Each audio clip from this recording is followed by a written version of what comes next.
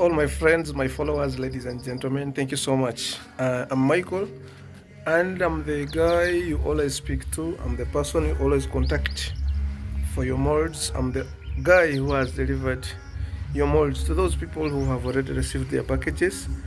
I'm here to let you know that I have a lot of people in my inbox who ask general questions. And I do make videos answering questions so that maybe in my inbox, when someone comes, you are direct that you want the mold, or you want the machine, or you want POP, or you want boxes, or you want something direct, because I give details in my video. So today, I want to answer a few questions about productivity. How much profits can you make from a one bag 40 kgs of POP? If you have a big machine, you are likely to make 12,000 chalk pieces from 40 kgs, and 12,000 chalk pieces can pack a box of 150 pieces. It can make 80 boxes of 150 pieces.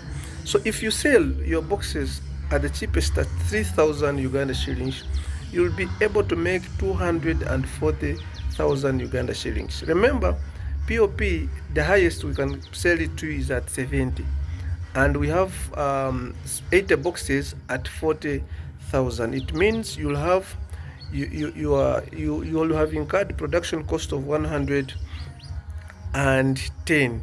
So if you deduct that, you'll find yourself with at least 130. So if you deduct the lubricants and the cost of production, you'll find at least you have 100 on a bag of 40 kgs of POP. So chalk has profitability if you are steady and you are determined to start this business.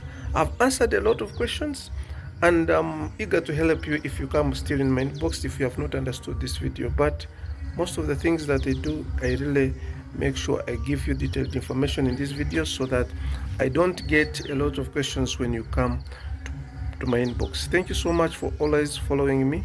Thank you so much for sticking around this channel. Share, like, and share to a friend, and don't forget to subscribe to this channel. Have a nice time. Bye bye.